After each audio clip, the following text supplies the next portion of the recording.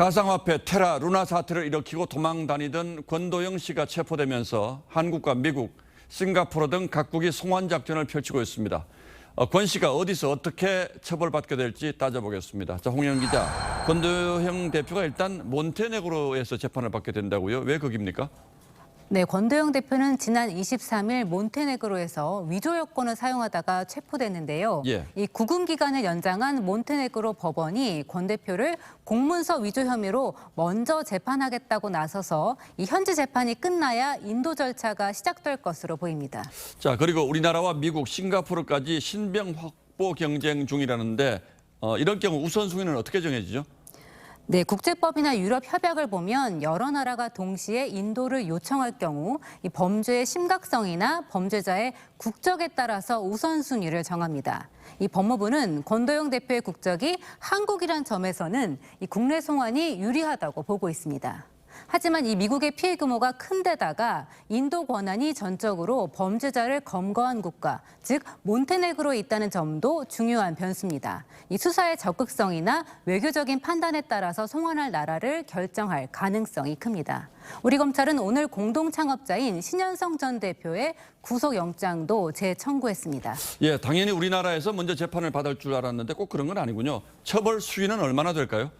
네, 미국은 혐의 하나하나를 따로 따져서 나중에 합쳐서 처벌하는 이른바 병합주의입니다. 그래서 이 혐의에 따라서 형량이 확 늘어나는데요. 예. 금융위기 때 70조 원대 다단계 사기를 저지른 버나드 메이도프는 150년형을 선고받고 지난 2021년 교도소에서 숨졌고 또 가상화폐 거래소 FTX 창업자는 최대 155년형까지 거론되고 있습니다.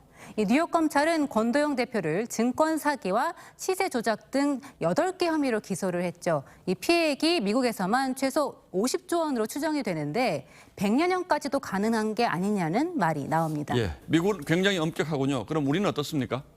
네, 우리는 지금까지 경제사범 가운데 받은 최고 형량이 징역 40년입니다. 1조 원대 피해를 일으킨 옵티머스 사태 주범 김재현 씨가 받은 형입니다.